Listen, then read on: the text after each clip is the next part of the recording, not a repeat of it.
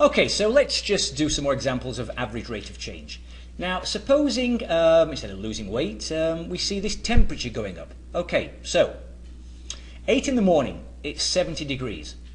At 11 in the morning, it's 85 degrees. So can you see this went up? Okay, it went up by 15 degrees, didn't it? Okay, from 70 to 85. It went up by 15 degrees in 3 hours. Okay, from 8 o'clock to 11 o'clock. So that's what it is. It goes up 15 degrees in 3 hours. So the average rate of change, again, per hour, just like per week, per month, this kind of thing, okay, is 5. 15 divided by 3. It's 5 degrees per hour.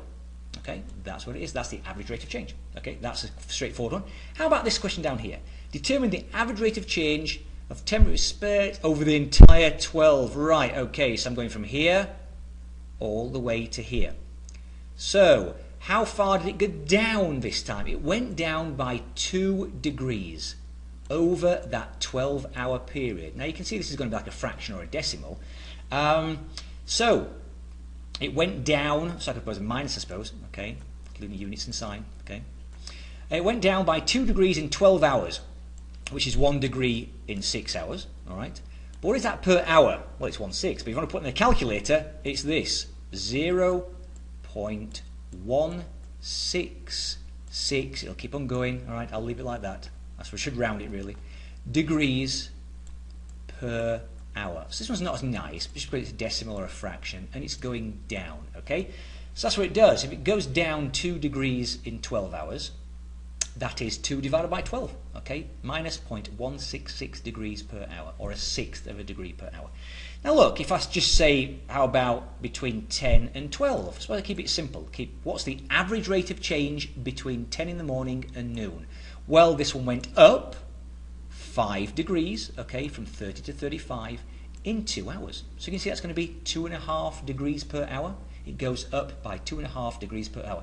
That's the average rate of change for that, okay, just for those 2 hours. But over the whole 12, okay, it looks like it went down, all right? So, you know, just look at the question and see what time span they're looking at. Now, let's just do a quick recap on stuff. How about this? Okay, so just a quick recap. F of x equals 5x minus 8. So what does f of 1 refer to? What does f of 1 mean? Remember this? This means when x equals 1, what's the answer? Now, I've drawn the graph. We can either look at the graph or put x equals 1 into the equation. Right, if that there is 1, okay, what's 5 times 1? That's 5.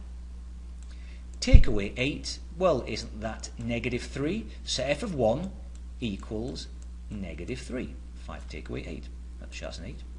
But also look at the graph. When x is 1, here it is. When x is 1, let me have a look. I'm going to change this to a little arrow. Let's have a look at this. Oh, I'll put a line here. When x is 1, can you see this? So I go down there. I hit the graph. Can you then read over? Can you see? It's negative 3. Okay, and that's exactly what I got down here. Okay, so when x is 1, y equals negative 3, whether you put the 1 into the equation or you look at the graph and see where x is 1 is. Okay, it'll go down, it'll hit it at y equals negative 3. The answer is negative 3. And again, just little things down the bottom here. Function notation again. Notation, g of t represents the weight in grams of a melting ice cube, t minutes after being removed. So I suppose g is the grams, t is the time. Interpret the meaning of this. G of 10 equals 4. Right, g of 10 equals 4. Okay, this is what this is saying is okay. So, can you see? Look, right here. T. I've replaced the t with 10. Can you see that? This must mean 10 minutes. Okay, the time is 10 minutes. What's happened to the weight? It's 4 grams. Okay, so look, just be careful which is which. 10 is the t, because look, g of t, g of 10. So after 10 minutes, the answer is the weight of the ice is 4. Okay.